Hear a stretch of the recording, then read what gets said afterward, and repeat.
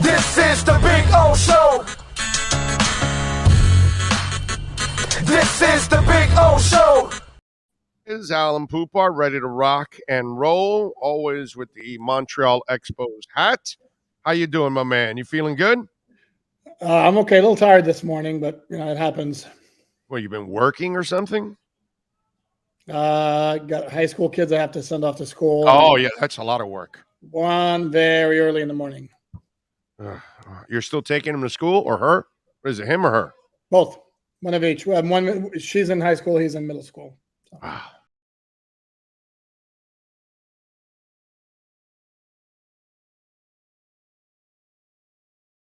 Yeah, I remember I did that for many, many years. I only did it with one child, so that's my go around was only one. But yeah, that's that always puts a crimp in your morning, bro.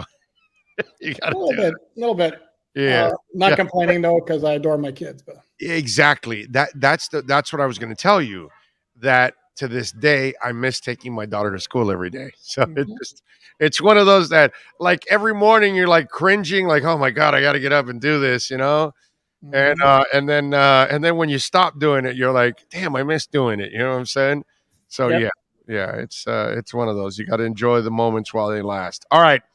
So what are you hearing on the coaching search, my brother? What is the latest with the Miami Dolphins? I mean, well, they're doing their rounds of interviews this week, but they are going deep undercover for this one. I mean, everything is basically based off of reports. They're not, like I said the other day, they're not even announcing completed head coach interviews. Them and Jacksonville are the only two teams who are proceeding this way. Everybody else is announcing it after the fact once it's done, and not quite sure what the great secrecy is. Again, after the fact, and it's not like teams around the league don't know who they're looking after. So anyway, but having said that, it was today they got the two Dallas guys, Dan Quinn and Kellen Moore. They had Mike McDaniel via Zoom yesterday, the two Buffalo guys in person over the weekend. On Sunday, Brian Dable and Leslie Frazier, and Vance Joseph, from all reports, is Friday, which would leave Thomas Brown. I have not heard or seen exactly when they'll be talking to him, and I just still can't imagine how viable of a candidate he is, considering his relative lack of experience as an NFL coach. And the one wild card in the whole thing to me remains Jim Harbaugh, because for all we know, I wouldn't be shocked if it kind of came out that they never talk about him, and he wound up being the guy. I mean, you're hearing all these stories of like, if the Raiders came calling, he'd absolutely listen. He'd jump on the opportunity. And then you hear reports or read reports where the Raiders are not interested in making a move for him.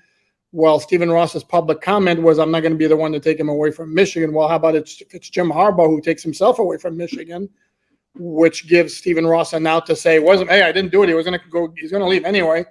So I still would not rule him out, even though he's not one of the publicly identified coaching candidates, and the same applies for Doug Peterson and Jim Caldwell.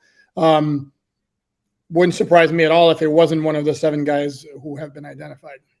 Yeah, the only thing is, I kind of believe him that he doesn't want to be the guy to sign Harbaugh at all.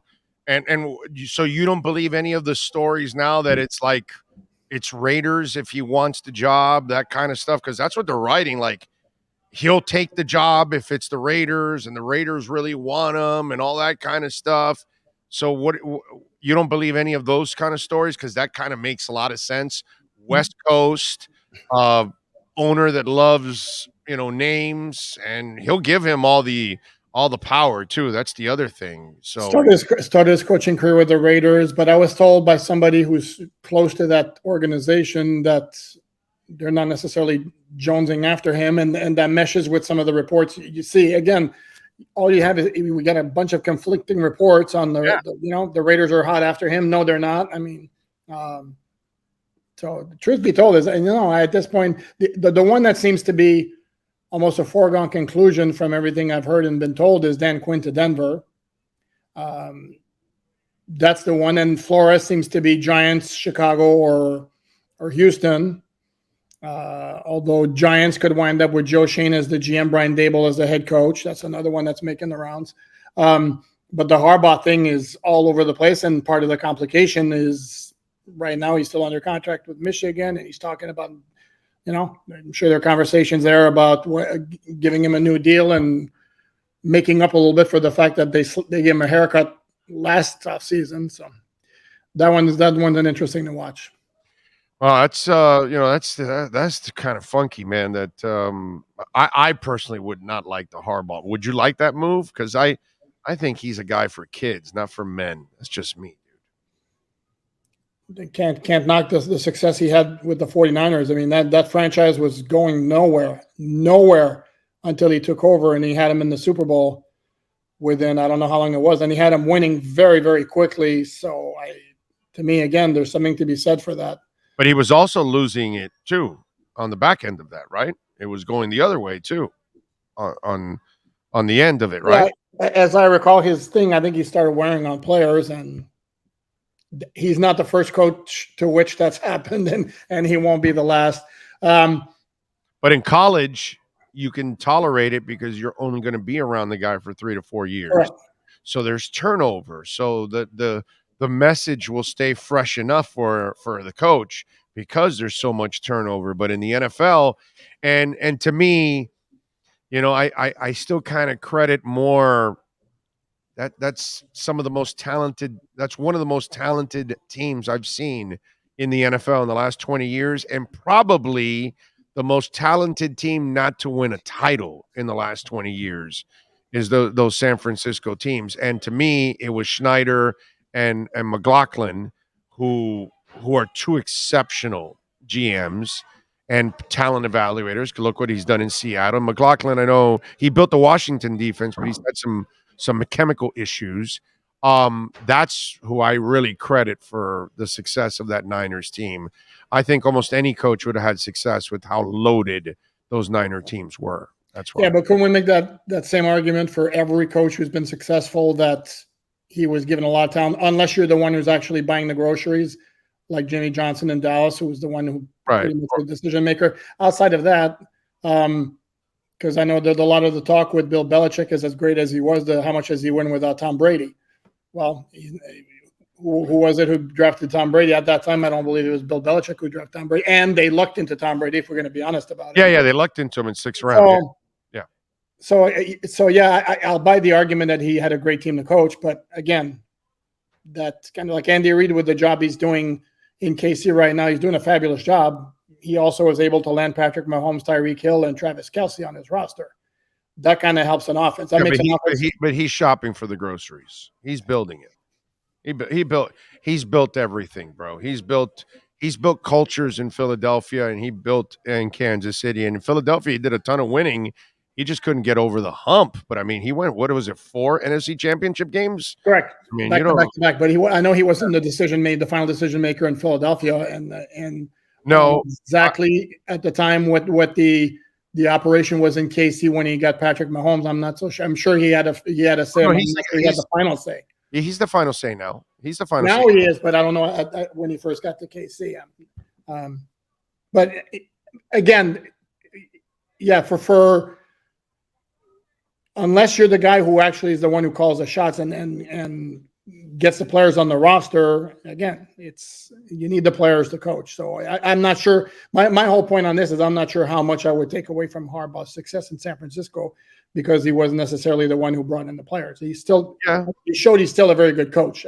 But there are concern. And the other issue is he's been in Michigan now, what, I don't know, 7, 8 years or something like that. And hasn't done a good job. Really. On a curve, no. You can't coach at Michigan and get your ass kicked by Ohio State 98% of the time. And you can't coach at Michigan and get your ass kicked by Michigan State 75% of the time. It just doesn't happen. You can't do that. You can't coach at UM and lose at Florida State all the time. But how much of that is coaching and how much of that is recruiting? You're not going to tell me that Ohio State has in year in and year out gotten better players in Michigan for the past. You're Michigan, dude. You're Michigan. You should have no problem bringing anybody in. You should be able to recruit whoever the hell you want. You got all the resources that Ohio State and Alabama have. Correct. I mean, I get you have excuses at the University of Miami because you're a private school. Mhm. So you don't have the same, but at Michigan, there are no excuses. If you coach at Alabama, LSU, Michigan, Ohio State, or Texas, Texas has sucked forever. They have no excuses at Texas. They can win as much as Alabama. So that's not an excuse. So for me, Harbaugh's struggles at Michigan are unacceptable considering the resources you have. Fair, but I will. In his defense, when he got there, Michigan was on the downslide, and Ohio State was here as it's always been. And basically, at that time, if you're a stud high school recruit and you want to win a national championship, at that time, you clearly had a better shot with Ohio State. So he had to play catch up. Yeah, but bro, if you're great, you're great. Saban goes to Alabama and makes them Alabama, and Dabo Sweeney goes to Clemson and makes them Clemson. So that when you're great, and you'll make the program great. He's never made Michigan great. Okay, then maybe. Well, okay, but Sounds like again, recruiting and drafting is not. I hate Urban Meyer, but the cheater is great, right? In college. Yeah, in college. That's what, of course, that's what I'm talking about. I'm talking about in college. But the cheater won at Utah. The cheater wins at Bowling Green. The cheater wins in Florida, and the cheater wins at Ohio State. So wherever he goes, he wins. You know what I'm saying? He's a disgusting and vile individual, but he wins. You know what I'm saying? So Jim Harbaugh is a ugly khaki wearing dude that doesn't get it done. He got it done in the NFL. I'm sorry. I have to disagree with you there. I don't think it would be the worst hire in the world. I don't know if he'd be my favorite, but and again, who's to say? Maybe it's not even remotely in the cards. But again, who's to say it's not? I mean, I don't know. I don't put anything past the realm of possibilities. Yeah, I'm just not a fan of the Harbaugh one. Wow, that would be the Dabo one. I can accept that one. I can get on board because it kind of makes a lot of sense. Even though I'm afraid of the first timer again and all that. With all of that, okay. Have you heard anything with Caldwell? Nothing at all. Can I make a quick point though? We're talking first timers. Yes, sir. We're down to the divisional round in the playoffs. 6 of 8. Of the 8 head coaches, 6 of them are first timers. I know. So I know.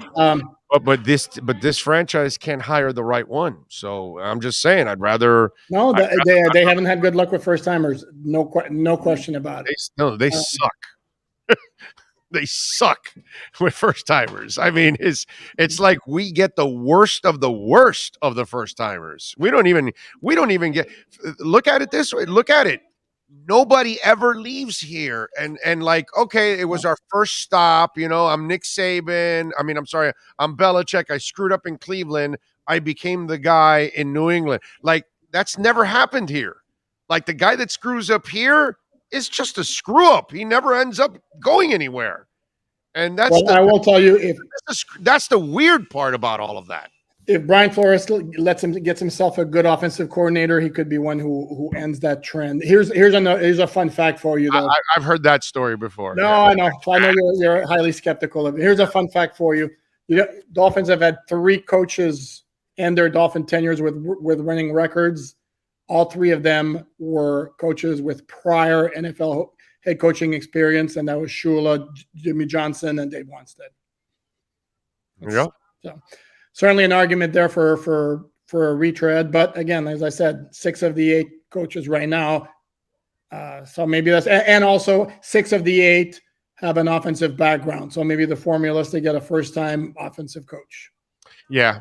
See, what I love about Caldwell is he's won where nobody wins. He's developed a quarterback, which few do. He has saved a season for a team and led them to a title in Baltimore. I just think that he's the most accomplished guy out of all of them and the most complete candidate that's out there. I don't know how every team's not lined up to hire Jim Caldwell. That to me is the baffling part. Everybody should be fighting for that one guy because he is heads and tails above every other candidate that's out there. It's No, crazy. and he's also somebody with a personality who's gonna work well with others, which obviously the Dolphins have publicly said is something that's important to them, and there's never been any issue or any suggestion that he's got a bad personality to work with. I guess maybe the one thing going against him is he hasn't been an NFL head coach for a while now. I would see that as possibly being something held against him. Outside of that, no, I've told you before, I'm on board with that. I have no issue with him. And I told you Doug Peterson would be my first choice, and Jim Caldwell would be in my list of strong candidates as well. By the way, Dougie Fresh sends in a super chat, and he says, wanted to give some props to Alan's mailbags that he publishes. I don't think there is a Finns writer who publishes more written work. Cheers. So there you go, Alan. Getting a little love for the mailbag. That's my dude. There you go. Right. They love your bags. Interesting way of phrasing it, but okay. Double, triple entendre. Yeah. Lots of entendres there, bro. We've got them all for you there. All right. What else are you hearing behind the scenes besides the head coaching moves? Are you hearing anything else? I know it's tough to get anything from that place because they don't like to talk to anybody. So I know that's kind of hard to ask you or anybody out there for that. But what else are you hearing outside unless you're in the national media? That's where the leaks go. No, I think right now the whole focus. I mean, they're like conducting some minor business. Like this morning, they announced 2 players signed to futures contracts: Jared Dokes and Quincy Wilson. Which, by the way, answers one of your 2 in your mailbag, because you were wondering why Dokes and Merritt weren't actually signed and they weren't anywhere to be seen on the roster, as you wrote. Correct. And now Dokes is one of the 2. So Kirk Merritt, you wonder what happened behind the scenes with Kirk Merritt. Yeah, that's a weird one. But here's the other thing too, though, is as I'll caution, and I've thrown this line out to you, is there's a reason a guy signs to a future contract. I mean, generally speaking, if you're expecting like Jared Dokes, well, they brought him back and all of a sudden he's going to ball out, and right. there's your answer at running back. I'm here to say that that's a really, really long shot. So yeah. But I think everything has to take a backseat right now to the coaching search. Once they get those guys in place, then they can start evaluating the roster, because if it's going to be a collaborative effort before big decisions are made on the key free agent guys like Emmanuel Ogbah, even though to me he's a no-brainer. But what if the coach comes in and he's got his new defensive coordinator and he looks at Ogbah and he goes, you know what, with what I want to do defensively, Ogbah doesn't fit in the least. There's no need to pay him huge money. Then there's no point in making that decision before the coaching staff is hired. Again, like I said, though, to me, it's a no-brainer to re-sign Ogbah, to give him a new contract before he even gets a chance to sniff free agency. But I'm not the one who's making those decisions. Gesicki's another one. But none of that can happen, in my estimation, until you get your new coaching staff in place. All right, one more thing before I let you go on the Tua thing. I've been saying that Chris Greer's next hire, they need to not make the mistake they made with Gase and they made with Flo. The coach needs to just coach. You can't give him the power to change or alter your personnel decisions. I think you need a guy that's going to focus on the 53 and coach the 53 that he's given. He can make suggestions, but not have that power. I think now, reading through the trees like I did throughout the year in painting this flow picture, and I painted it like a Picasso, I'm going to paint this one now. I think he's doing that. I think the next coach will not have the same kind of power that Gase and Flo had, because by telling everybody we're moving forward with Tua, he's also telling you we're moving forward now on the personnel side. Marvin Allen, Reggie, and myself know what the hell we're doing. We're going to pick the players. The coach will coach the players. We're moving forward this way. I get that sense now that I think about it, when I heard the Tua statement. Well, two things.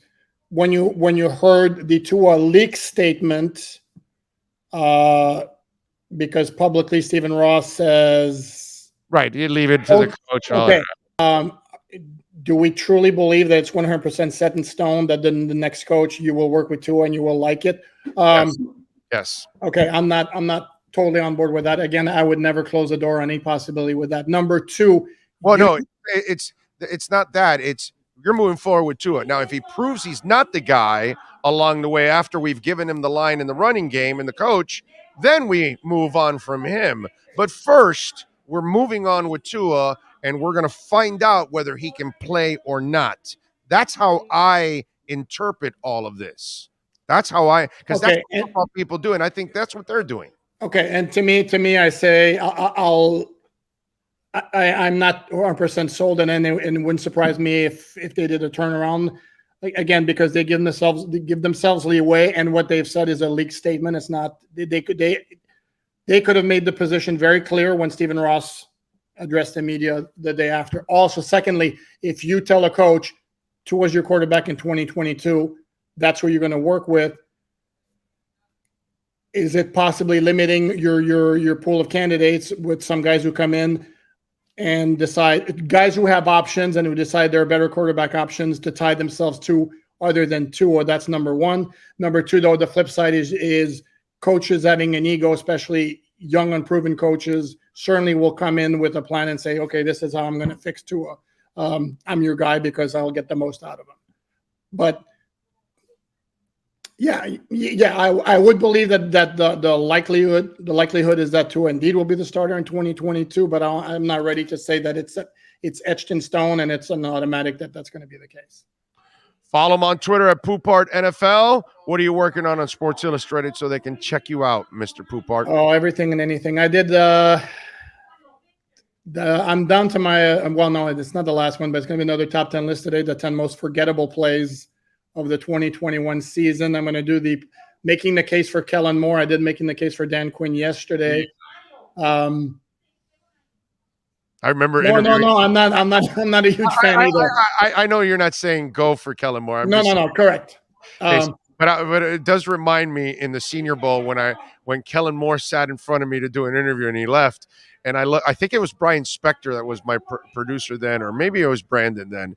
And I looked at him. I said, "Is that my paper boy?" I mean, it's what he looked like, bro.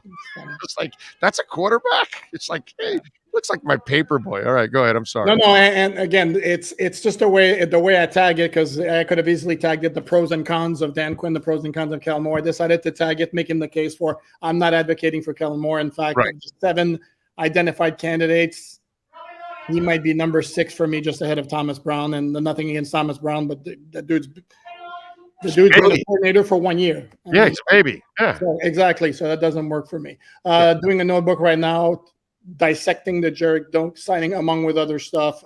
It's just nonstop. It's actually January is actually a very good time for pumping out a lot of content because there's a lot going on. There you go. Follow him on Twitter at Poupart NFL and catch him a couple times a week here with the Sports Grill Miami Dolphins Insider Report. Alain, as always, thank you, my brother. Great insight. Appreciate you. Have a good weekend. Enjoy the divisional round of the playoffs. Hopefully it'll be a lot better than it was last weekend. Hopefully the Dolphins will be in it next year. That would be nice. That'd be a nice change. That'd be nice. That'd be great. Good for you, too. Be covering it. Mm-hmm. All right, we'll catch you next week, my brother. Got it. Be good. You got it. There you go.